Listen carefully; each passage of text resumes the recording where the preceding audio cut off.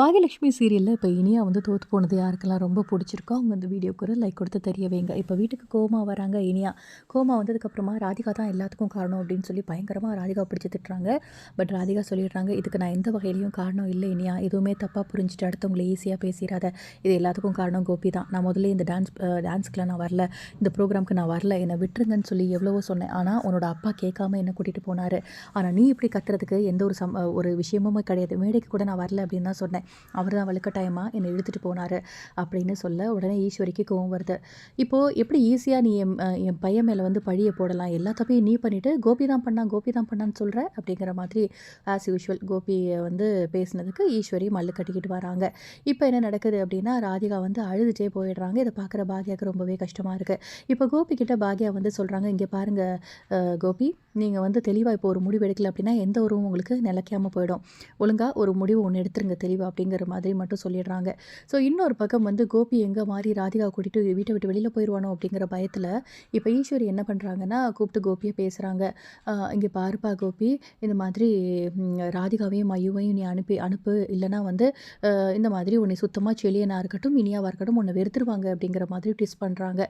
இதை யோசிச்சுட்டே கோபி போகிறாரு. பட் வந்து இந்த பக்கம் ஈஸ்வரி நினைக்கிறாங்க, எப்படியாவது வெளியில் அனுப்பிட்டான் அப்படின்னா இனிமேல் கோபி இங்கே இருந்துருவான், பாக்யாவோட சேர்த்து வச்சிடலாம் அப்படி இப்படின்னு ஈஸ்வரி ஒரு பக்கம் பிளானை போட்டுட்ருக்காங்க. அதுக்கப்புறம் ராதிகா வந்து உள்ளே போன உடனே இனியா இந்த மாதிரி பேசுகிறா, ஈஸ்வரி இந்த மாதிரி பேசுகிறாங்க அப்படின்னு சொல்லி எல்லாத்தையும் சொல்லி அழுகும்போது இந்தளவுக்கு பாதிக்கப்பட்டிருக்கா ராதிகா. பாக்யா சொன்ன மாதிரி நம்ம தெளிவாக ஒரு முடிவு எடுக்கலாம் அப்படின்னு சொல்லி யோசிச்சுட்டு இருக்காங்க. ஸோ இந்த பக்கம் வந்து ராதிகாவும் பாக்யாவும் பேசிகிட்டு இருக்கதை ஒரு பக்கம் இனியா கேட்குறாங்க. அப்போ அவங்களுக்கு தோணுது, இந்த மாதிரி நம்ம தான் தப்பாக புரிஞ்சுக்கிட்டோமோ, ராதிகா ஆண்டி ஒரு நல்லவங்க தானோ, நம்ம தான் தப்பாக அவசரப்பட்டு பேசிட்டோமோ, அவங்க பாவமோ அப்படின்னு சொல்லி ஒரு பக்கம் இனியா வந்து மனசில் நினைக்குது.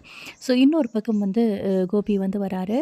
அங்கே ராதிகா, ஈஸ்வரி அப்படி எல்லாருமே இருக்காங்க. பாக்யா கிட்ட வந்து சொல்கிறாங்க, பாக்யா நீ சொன்ன மாதிரி 2 நாளில் நாங்கள் இந்த வீடை காலி பண்ணிடுறோம், அந்த ரெண்ட் வந்து முடியுது இல்லையா, ஸோ நான் வந்து வேறு வீடை பார்த்துட்டு போகிறேன் அப்படின்னு சொன்ன உடனே ராதிகாவுக்கு ரொம்ப பெரிய ஷாக்கிங்காக இருக்குது. கோபியா அப்படி பேசுகிறது அப்படின்னு யோசிக்கிறாங்க. இன்னொரு பக்கம் ஈஸ்வரிக்கு அதுக்கு மேலே ஷாக்கிங்காக இருக்குது, என்ன கோபி சொல்கிற அப்படிங்கிற மாதிரி. ஸோ இப்போ வந்து இனியா கிட்டேயும் செல்லிங்கிட்டையும் நீங்கள் எப்போ வேணால் வந்து என்னை பார்க்கலாம், பக்கத்துலேயே ஒரு வீடு வந்து நான் பார்த்துருக்கேன், அதிலே வந்து நான் ஸ்டே பண்ண போகிறேன், நீங்கள் எப்போ வேணால் என்னை வந்து பார்க்கலாம், அதே மாதிரி அப்பா உங்கள் கூடவே இருக்கேன்னு நினச்சிக்கோங்க, நானும் எப்போ உங்களை பார்க்கணுன்னு தோணுதோ அப்போ வந்துடுறேன், அதுக்கு வந்து உங்கள் அம்மா ஓகே சொல்லுவான்னு நினைக்கிறேன் அப்படின்னு சொல்லிக்கிட்டே பாக்யலட்சுமியை பார்க்குறாரு கோபி. அப்போ பாக்யா வந்து சொல்கிறாங்க, கண்டிப்பாக நீங்கள் எப்போ வேணால் வந்து பார்த்துக்கலாம் அவங்களோட பிள்ளைங்கள, அதுக்கு நான் எதுவுமே சொல்ல மாட்டேன், ஏன்னா அவங்களோட அப்பா நீங்கள் தானே, நான் என்ன சொல்ல போகிறேன் அப்படின்னோடனே ரொம்ப தேங்க்ஸ் பாக்யா அப்படின்னு கோபி பாக்யாவுக்கு வந்து அதுக்கு ஒரு தேங்க்ஸை சொல்கிறாரு.